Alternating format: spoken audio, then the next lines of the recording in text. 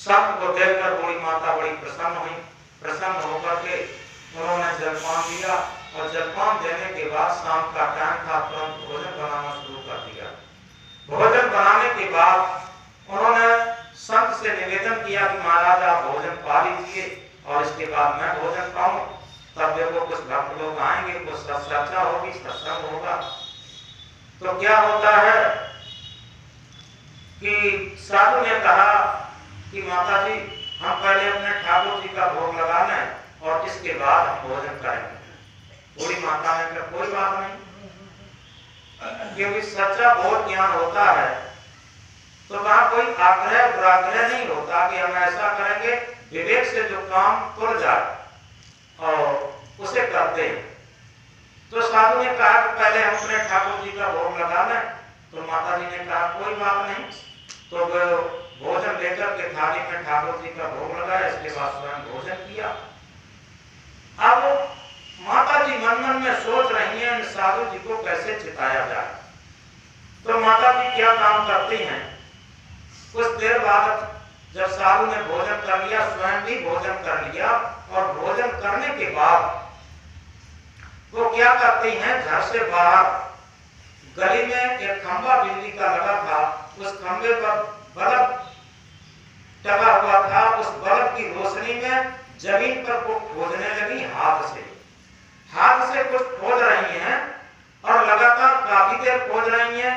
साधु जी सोच रहे हैं ये मां इनका क्या हो गया है, बूढ़ी माता जी का क्या खोज रही हैं। तो उन्होंने पूछा कि अरे माता जी रात हो गई है, क्या खोज रही हो, आराम करो, भजन भक्ति करो, क्या खोज रही हो, क्या हो गया।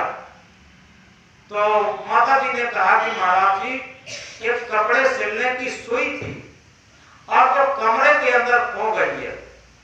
अब कमरे के अंदर खो गई है, उसे हम ढूंढने के लिए बाहर गली में निकली हूं। ये बात सुनकर के साधु जी कहने लगे अरे बूढ़ी माता जी क्या तुम्हारा दिमाग तो पगला नहीं गया। अरे जो चीज कमरे के अंदर कोई है बाहर ढूंढने से कैसे मिलेगी, ये तो बताओ, तुम बेकार में रात खो रही हो। तो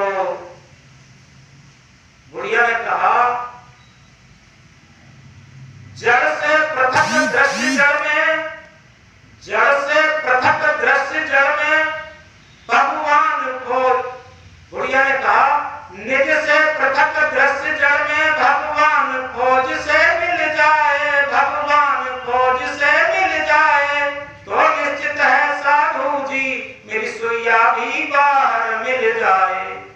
बुढ़िया ने कहा निज से पृथक दृश्य जड़ में, अपने आत्मा से अलग और जड़ पदार्थों में, बाहर के पदार्थों में अगर भगवान खोजने से मिल सकता है तो निश्चित है साधु जी मेरी सुइया घर के अंदर कोई है वो भी बाहर मिल सकती है। ये कहा तो बुढ़िया ने कहा कि बूढ़ी माता तुम नहीं जानती, तुम तो घर में रहती हो, बड़े बड़े मंदिर, बड़े बड़े तीर्थ व्रत जहाँ मूर्तियों में साक्षात भगवान के दर्शन किए जाते हैं, तुम्हें क्या पता यहाँ घर बैठी हो।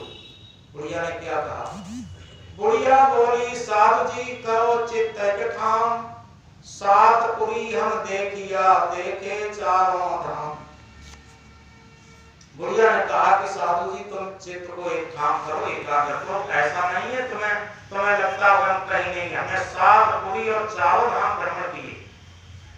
बुढ़िया बोली साधु जी करो चित्त ठाम, सात पुरी हम देखिया देखे चारों धाम, देखे चारों धाम सबन में पत्थर है पानी, कर्मन के पस पड़े मुक्त की रहा भुलानी, चलत चलत पग थके छीन भई अपनी काया, काम क्रोध नहीं मिटे बैठ कर बहुत नहाया, पलटू 34 पचमुए घट में है वो राम, सात पुरी हम देखिया देखे चारों धाम। चारों तरफ पचमुए, हम पूरा जीवन हमारा बुढ़िया कहती हम निकल गए लेकिन घट में ही वो राम है, उसे तो हम व्यर्थ में चारों तरफ भटकते रहे। रामायण में भी कहा है कि रामायण में कहा है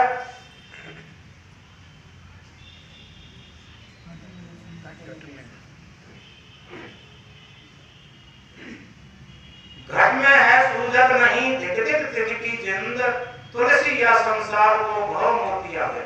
तुलसीदास जी कहते हैं घट में ही वो राम विराजमान है, संसार को तो मोतिया बिंद हो गया है, वो दिखाई नहीं देता।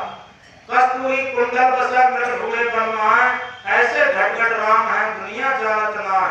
जे चरमा ही तेल है ते चमक में आग, तेरा साईं तुझ में जा सके तो जा। अगर हम जागना चाहें तो जा सकते हैं और अपने अंदर आत्मबल, आत्मविश्वास और आत्मज्ञान जगा सकते हैं। तो इस तरीके से आज हमने एक महामंत्र पर थोड़ा निवेदन किया। सदगुरु कबीर साहब के हृदय भीतर आज से मुख देखा नहीं जाए, मुख तो तभी देखियो जब दिल की दुविधा जाए। मुख कहते हैं आत्म स्वरूप को, राम स्वरूप को, ईश्वर स्वरूप को, ब्रह्म स्वरूप को। उस स्वरूप को जानने के लिए हमारे दिल में दुविधा खत्म हो जाए, क्योंकि जब तक दिल में दुविधा बनी रहती है तब तक हम कुछ का कुछ मानते रहते हैं, और जब तक कुछ का कुछ मानते रहते हैं हम समझ नहीं पाते। तो इस तरीके से अगले रविवार को बताएंगे।